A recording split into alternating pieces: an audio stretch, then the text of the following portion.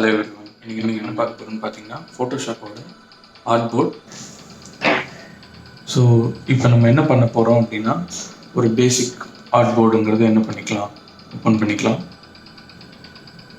So நான் என்ன பண்ணுறேன் அப்படின்னா A4ல் ஒரு பேசிக்காக அதோட யூனிட்ஸ் இன்ச்சஸில் வச்சு லேண்ட்ஸ்கேப் ஓரியன்டேஷனில் ரெசல்யூஷன் 300ல் கலர் மோட் RGBயில் ஓகேங்களா.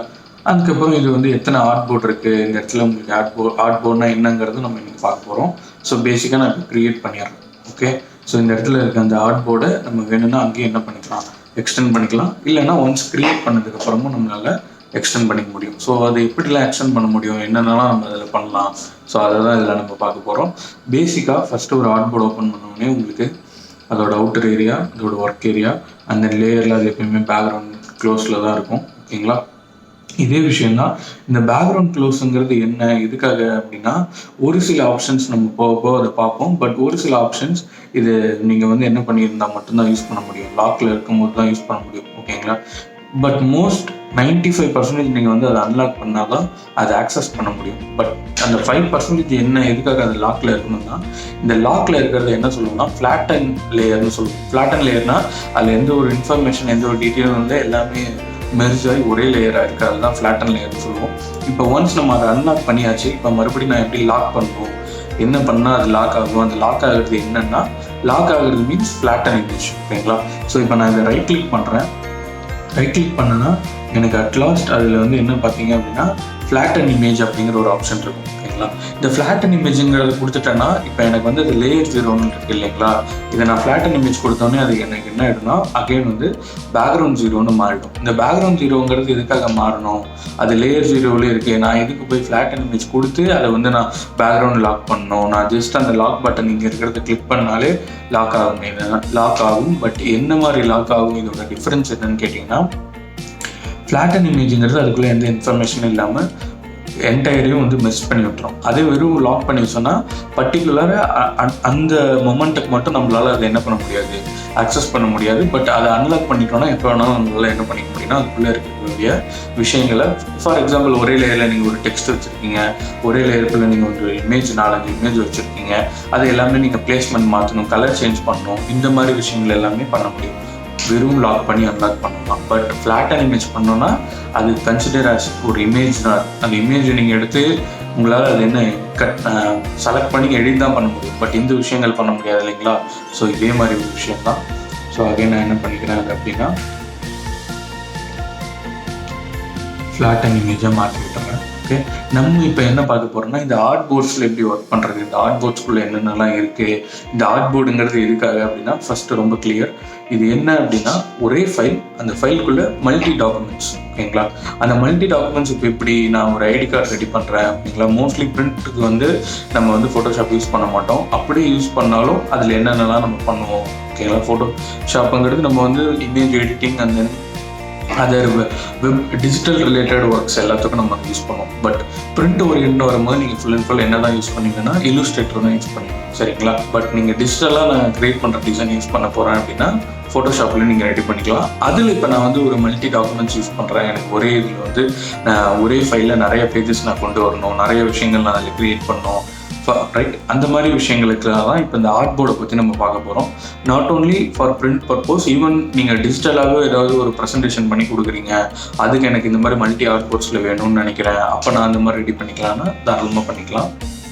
நம்ம ஒரு நியூ ஃபைல் ஓப்பன் பண்ணோம். நியூ ஃபைலை ஓப்பன் பண்ணிவிட்டு எங்கே போகிறோம் அப்படின்னா இமேஜுங்கிற மெயின் மெனு ஆப்ஷனுக்குள்ளே போகிறோம். ஓகேங்களா, இந்த மெயின் மெனு ஆப்ஷனுக்குள்ளே போனதுக்கப்புறம் உங்களுக்கு என்ன இருக்குன்னு பார்த்தீங்கன்னா நிறைய ஆப்ஷன்ஸ் இருக்கும். Mode, adjustment, auto tune, auto contrast, auto colour, image size, canvas size, image rotation, crop trim, ரிபில் all, and then duplicate, apply image, calculation, and then இன்னும் உங்களுக்கு கீழே நிறைய ஆப்ஷன்ஸ் இருக்கும். இதே மாதிரி தான் ஒரு மெயின் மெனு பார்க்குள்ளேயும் உங்களுக்கு ஆப்ஷன்ஸ், மெயின் மெனுக்குள்ளேயும் ஒரு ஆப்ஷன்ஸ் இதெல்லாம் அங்கே இருந்துட்டு இருக்கு. சரியா, இப்போ இன்னைக்கு நம்ம என்ன இதில் கான்சன்ட்ரேட் பண்ண போகிறோம்னா இந்த இமேஜுங்கிறது தான் மெயினாக கான்சன்ட்ரேட் பண்ண போகிறோம். ஓகேங்களா, இதுக்குள்ளே நமக்கு இன்னும் மெயினாக எது தேவைன்னு பார்த்தீங்க அப்படின்னா இந்த canvas and then image size. ஓகேங்களா, இந்த கேன்வாஸ் சைஸ் அப்படிங்கிறத கிளிக் பண்ணுறது உங்களுக்கு இப்படி ஒரு டேப் ஓப்பன் ஆகும். ஓகே, இப்போ இந்த டேப்பில் என்னென்னலாம் இருக்குது, இதெல்லாம் நம்ம என்னெல்லாம் பண்ண முடியும், இந்த டேப் வந்து எந்த அளவு வந்து நமக்கு யூஸ்ஃபுல்லாக இருக்க போகுது, அதுதான் இந்த ஆர்ட்போர்டை பற்றி நம்ம பார்க்க போகிற விஷயம், ரைட்? ஸோ ஃபஸ்ட்டு விஷயம் என்னால் என்ன பண்ணிக்க முடியும்னு நான் சொன்னேன் அப்படின்னா, ஆல்ரெடி நம்ம வந்து அந்த நியூ ஃபைல் ஓப்பன் பண்ணும் போதே அங்கே இருக்கக்கூடிய அந்த சைஸை வந்து மாற்ற முடியும்னு சொன்னேன். அதே மாதிரி இங்கே உங்களுக்கு என்ன பண்ண முடியும், நீங்கள் இதோட வித் அண்ட் ஹைட்டை என்ன யூனிட்ஸில் வேணுமோ அந்த யூனிட்ஸ்க்கு எக்ஸ்டெண்டும் பண்ணிக்கலாம், அதாவது இன்க்ரீஸும் பண்ணிக்கலாம், டிக்ரீஸும் பண்ணிக்கலாம். ஃபார் எக்ஸாம்பிள் நான் இதை வந்து இப்போ வந்து ஒரு 12ன்னு வைக்கிறேன், ஓகேங்களா? அதே மாதிரி அதோட ஹைட்டை வந்து நான் இப்போ என்ன பண்ணுறேன் அப்படின்னா 9 அப்படின்னு வைக்கிறேன், ஓகேங்களா? இப்போ நான் வைக்கிறது எக்ஸ்டெண்ட் ஆகுதா இல்லையா அப்படிங்கிறது எனக்கு தெரியணும். கண்டிப்பாக எக்ஸ்டெண்ட் ஆகும், பட் ஆனால் ஆகுதா இல்லையாங்கிறது தெரியணும் அப்படின்னா இந்த இடத்துல உங்களுக்கு அதுக்கான ஆப்ஷன் இருக்கும். என்ன இருக்கும் அப்படின்னா கேன்வாஸ் எக்ஸ்டென்ஷன் கலர் அப்படிங்கிறத உங்களால் என்ன பண்ணிக்க முடியும், சேஞ்ச் பண்ணிக்க முடியும். ஈவன் எனக்கு அது ஒயிட்லேயே வேணும்னாலும் ஒயிட் வச்சுக்கலாம், இல்லை நான் வந்து பிளாக்ல வச்சுக்கிறேன், எக்ஸ்டெண்ட் ஆகிற ஏரியா எனக்கு தெரியணும்னா அதுவும் நீங்கள் வச்சுக்கலாம். ஜஸ்ட் ஓகே பண்ணிங்கன்னா தெரியுதா? ஃபஸ்ட்டு விஷயம், அந்த ஆர்ட்போர்டுங்கிறது, இந்த கேன்வாஸுங்கிறது நம்மளால் என்ன பண்ணிக்க முடியும், இன்க்ரீஸ் பண்ணிக்க முடியும், ஓகேங்களா? அதுக்கப்புறம் எப்படி ஆர்ட்போர்டை வந்து இன்க்ரீஸ் பண்ணுறதுங்கிறது தான் பார்க்க போகிறோம், ஓகேங்களா? அதே மாதிரி இன்க்ரீஸ் பண்ணும்போது அந்த ஆர்ட்போர்டோட சைஸும் நம்மளால் என்ன பண்ணிக்க முடியும், ரீசைஸுங்கிற ஒரு விஷயத்த பண்ண முடியும், ரைட்? ஸோ டைரெக்டாக இந்த மூவ் டூலை லாங் ப்ரெஸ் பண்ணுறேன், அப்போ எனக்கு என்ன கிடைக்கும் அப்படின்னா ஆர்ட்போர்ட் டூலுங்கிற இன்னொரு டூல் கிடைக்கும், ஓகேங்களா? ஸோ இப்போ நான் வந்து ஷார்ட்கட்டில் இதில் எப்படி போகணும், இதுக்குள்ளே மோஸ்ட்லி இன்னொரு காமனான ஒரு விஷயம், எல்லா டூல்குள்ளேயும் நீங்கள் போய் கிளிக் பண்ணி பார்த்தீங்கன்னா அதோட ஷார்ட்கட்ஸ் எல்லாமே சிமிலராக, அதில் இப்போ ஃபஸ்ட்டு என்ன ஆல்ஃபபெட் இருக்கோ அதே ஆல்ஃபபெட் தான் உங்களுக்கு கண்டினியூவாக இருக்கும், ஓகேங்களா? அப்போ இதுக்கு அடுத்தடுத்ததுக்கு நான் எப்படி போக முடியும்? ஃபார் எக்ஸாம்பிள் நான் உங்களுக்கு எக்ஸாம்பிளுக்காக இதை காமிக்கிறேன். இப்போ ஸ்பாட்டிலிங் ப்ரஷ் டூல்னு வச்சுக்கோங்களேன், இந்த ஐகான்ஸ்லாம் பார்த்து வச்சுக்கோங்க. இப்போ நான் வெறும் ஸ்பாட்டிலிங்கு நான் என்னோட மவுஸ் யூஸ் பண்ணல, நான் என்ன பண்ணுறேன் அப்படின்னா ஷிஃப்ட் ஜே, அதாவது ஜேங்கிறது அதோட ஷார்ட்கட், அந்த ஷிஃப்ட் ஜேங்கிறது அதுக்குள்ளே இருக்கக்கூடிய அடுத்தடுத்த டூலுக்கு மாறுறது. சேம் இப்போ நீங்கள் ஒரு டூல்லேருந்து இன்னொரு டூல் மாறணும் அப்படின்னா டேரெக்டாக அந்த ஒரே ஒரு ஆல்ஃபபெட்டை கிளிக் பண்ணாலே போதும், அதாவது அந்த ஷார்ட்கட்டை கிளிக் பண்ணாலே போதும். பட் நீங்கள் வந்து அந்த டூல்குள்ளே இருக்கக்கூடிய ஃபேமிலி டூல்குள்ளேயே போகணும், மாறணும் அப்படின்னா ஷிஃப்ட் யூஸ் பண்ணி அந்த என்ன பர்டிகுலர் டூலோ நீங்கள் அதை கிளிக் பண்ணீங்க அப்படின்னா உங்களுக்கு அதுக்கேற்ற மாதிரி அது என்ன ஆகும், சேஞ்ச் ஆகும், தெரியுதா? ஸோ அதாவது டேரெக்டாக ஒரு டூல்குள்ளே போகணும். அதே மாதிரி இப்போ நீங்கள் அந்த ஃபார் எக்ஸாம்பிள் நான் வந்து மூவ் டூல்குள்ளே இருக்கக்கூடிய ஆர்ட்போர்ட் டூலை யூஸ் பண்ணியிருக்கேன், ஓகேவா? இப்போ எனக்கு அந்த டூல் இருக்குது, நான் டேரெக்டாக இப்போ ஜேங்கிறத கிளிக் பண்ணுறேன். ஜேயில் இது வந்து இப்போ எண்ணத்தில் இருக்குது அப்படின்னு கேட்டிங்கன்னா ஒரு ரெட் ஐ ரிமூவல் டூல்குள்ளே இருக்குது, ஓகேவா?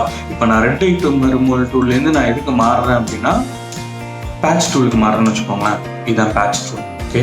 இப்போ நான் மறுபடியும் வி கிளிக் பண்ணேன்னா டேரெக்டாக அது எங்கே போகணும்னா மூவ் டூல் போகாது, நான் லாஸ்ட்டாக என்ன யூஸ் பண்ணணும் அந்த டூல் ஃபேமிலியில் அந்த டூலுக்கு தான் போகும். அதே மாதிரி நான் ஜே கிளிக் பண்ணேன்னா மறுபடியும் எனக்கு இது வந்து எங்கே தான் வரும், பேட்ச் டூலில் தான் இருக்கும். சரி, இந்த ஃபஸ்ட்டு டூலாக என்ன இருக்குது அப்படி பார்த்தீங்கன்னா ஸ்பாட்டிலிங் ப்ரஷ்ங்கிறது இருக்குது, அதே மாதிரி இதுக்குள்ளே பார்த்தீங்கன்னா மூவ் டூலுங்கிறது இருக்குது. ஆனாலும் நம்ம கடைசியாக எதை யூஸ் பண்ணமோ அதுதான் நமக்கு என்ன ஆகும், திரும்ப திரும்ப நம்ம அந்த ஷார்ட்கட் கொடுக்கும்போது டைரெக்டாக வரும். ஷிஃப்ட்டை கிளிக் பண்ணிங்கன்னா உங்களுக்கு அது என்ன ஆகும், டிஃபர் ஆகும், ரைட்? இதுதான் பேசிக்கான ஒரு டிஃப்ரென்ஸ். தென் அதுக்கப்புறம் இப்போ இந்த ஆர்ட்போர்டை நான் இன்க்ரீஸ் பண்ணணும், ஆர்ட்போர்டோட சைஸை ரீசைஸ் பண்ணணும், எப்படிலாம் என்னால் பண்ண முடியும்? ஜஸ்ட் அந்த ஆர்ட்போர்ட் டூல் எடுத்துகிட்டு இங்கேயே உங்களால் இதை வந்து நீங்கள் என்னவும் பண்ணலாம், இமேஜ்குள்ளே போயிட்டு இங்கே கேன்வாஸ் சைஸ்குள்ளேயும் என்ன பண்ணலாம், கிளிக் பண்ணி இந்த சைஸை ரீசைஸ் பண்ணலாம். அப்படி இல்லைன்னா டேரெக்டாக ஆர்ட்போர்ட் டூல் எடுத்து இந்த இடத்துல உங்களால் என்ன பண்ண முடியும், சைஸ் ரீசைஸ் பண்ண முடியும். அதுவும் எனக்கு இல்லை, நான் ரேண்டமாக என்ன பண்ணுறேன், இதே சைஸ்க்கு இப்படி ஒரு கிளிக் அண்ட் ட்ராக் பண்ணுறேன், ஓகேங்களா? அந்த கிளிக் அண்ட் ட்ராக்கை நான் இன்னும் கிளிக்கு விடலை, அந்த கிளிக்கில் இருக்கும்போது உங்களால் அதோட வித்தும் ஹைட்டும் என்ன யூனிட்ஸில் இருக்குது, என்ன சைஸில் இருக்குது அப்படிங்கிறத உங்களால் தெரிஞ்சுக்க முடியும், ஓகேவா? ஸோ ஒன்ஸ் நான் கிளிக் ரிலீஸ் பண்ணதுக்கப்புறம் எனக்கு இந்த மாதிரி ஆர்ட்போர்டுங்கிற ப்ராப்பர்ட்டிஸ் வந்துடும். இந்த இடத்துல பார்த்தீங்கன்னா 4 கார்னர்லையும் ப்ளஸ் மார்க், அதாவது எக்ஸ்டெண்ட் பண்ணுறதுக்கு. அதே மாதிரி இந்த இடத்துல பார்த்தீங்கன்னா ட்ரான்ஸ்ஃபார்ம் ஆப்ஷனும் வந்துடும். நீங்கள் இப்படியும் அதை என்ன பண்ணிக்கலாம், அந்த ஆர்ட்போர்டை செலக்ட் பண்ணுறதுக்கப்புறம் நீங்கள் வந்து எனக்கு அடிஷ்னலாக ஒரு ஆர்ட்போர்டு வேணும்னா இப்படியும் ஆட் பண்ணலாம், அதை நீங்கள் சைடில் வேணுனாலும் ஆட் பண்ணலாம், டாப்பில் வேணுனாலும் ஆட் பண்ணலாம். இப்போ மறுபடியும் நான் என்ன பண்ணிக்கிறேன், மூவ் டூல் எடுத்துக்கிறேன், இதோட சைஸை வந்து ஜூம் அவுட் பண்ணுறேன். கண்ட்ரோல் மைனஸ்ங்கிறது ஜூம் அவுட், கண்ட்ரோல் ப்ளஸ்ங்கிறது ஜூம் இன், கண்ட்ரோல் 0ங்கிறது ஃபிட் டு ஸ்க்ரீன். அதே மேக்கில் யூஸ் பண்ணிங்கன்னா command minus, command plus, command 0. உங்களுக்கு என்ன ஆகும்னா அங்கே உள்ளே இருக்கக்கூடிய ஆர்ட்போர்டு எல்லாமே அந்த ஸ்க்ரீனுக்குள்ளே ஃபிட் ஆகி வரும். நீங்கள் இன்னும் எக்ஸ்டெண்டட் ஜூம் போகணும், அந்த ஜூமும் உங்களால் என்ன பண்ணிக்க முடியும், ஜூம் பண்ணிக்க முடியும், ஓகேவா? ஸோ இப்போ இந்த ஆர்ட்போர்டு தனித்தனியாக வச்சாச்சு. இதோட பர்பஸ் என்ன, இதுக்கு என்னென்னலாம் என்னால் யூஸ் பண்ணிக்க முடியும்னா, லேயர் பேனலில் பார்த்தீங்கன்னா உங்களுக்கு ஒரு கிளியர் கட் ஆஃப் ஐடியா இருக்கும். ஒரு ஆர்ட்போர்டும் எனக்கு என்ன பண்ண முடியும் அப்படின்னா தனித்தனியாக லேயரை யூஸ் பண்ண முடியும். ஃபார் எக்ஸாம்பிள், நான் இந்த ஆர்ட்போர்டு ஒன்று செலக்ட் பண்ணிட்டு ஒரு ரெக்டாங்கிள் போடுறேன்னு வச்சுக்கோங்களேன். அந்த ரெக்டாங்கிளுக்கு ஃபில் கலர் வந்து நான் என்ன கொடுக்குறேன், ரெட்டுங்கிறது கொடுக்குறேன். ஓகேங்களா. ஸ்டோக் கலர் அதே மாதிரி நன் பண்ணி விட்டுறேன். ஓகே, இந்த இடத்துல இப்போ ஒரு ரெக்டாங்கிள் இருந்து இங்கே வச்சுட்டேன். அது எந்த ஆர்ட்போர்டுக்குள்ளே வரும்னு பார்த்தீங்கன்னா ஆர்ட்போர்டு ஒன்றுக்குள்ளே வரும். நான் ஆர்ட்போர்டு ஒன்று ஓவராலாக இந்த விசிபிலிட்டி ஆஃப் பண்ணேன் அப்படின்னா அதுக்குள்ளே இருக்க எல்லா விஷயமும் எனக்கு என்ன ஆகிடும்னா ஆஃப் ஆகிடும். ரைட். அதே மாதிரி இப்போ இங்கேருந்து இதை டேரெக்டாக நம்ம ஆல்ட்டை பிடிச்சி இன்னொரு ஆர்ட்போர்டுக்குள்ளே கொண்டு போய் வைக்கிறேன் அப்படின்னாலும் அதுவும் எனக்கு என்ன ஆகும். இப்போ அடுத்த விஷயங்கிறது ஆர்ட்போர்ட் 4 இது தெரியுது உங்களுக்கு. இந்த ஆர்ட்போர்டுக்குள்ளே அதே மாதிரி இதுலேருந்து கிளிக் பண்ணி அடுத்த ஆர்ட்போர்டுக்குள்ளே வைக்கிறேன். தென் இந்த இடத்துல ஒரு ஆர்ட்போர்டுக்குள்ளே வைக்கிறேன். இப்போ எல்லா ஆர்ட்போர்டுக்குள்ளேயும் நீங்கள் லேயருக்குள்ளே போய் பார்த்தீங்கன்னா அந்த ரெக்டாங்கிள்ங்கிறது உங்களுக்கு என்ன ஆகும், அந்தந்த இடத்துல இருந்துட்டு தெரியுதா. ஸோ இதுதான் பேசிக். இதுதான் இந்த ஆர்ட்போர்டை எப்படி நம்ம இப்போ எனக்கு வேண்டாம் ஒரு ஆர்ட்போர்டு வந்து நான் டெலிட் பண்ணுவோம். ஜஸ்ட் அந்த ஆர்ட்போர்ட் மேலே கிளிக் பண்ணி டெலிட் கொடுத்தோம். அது லேயர்லோடு சேர்த்து அதில் இருக்கக்கூடிய என்டையர் இன்ஃபர்மேஷனும் என்ன ஆகிடும் உங்களுக்கு டெலிட் ஆகும்.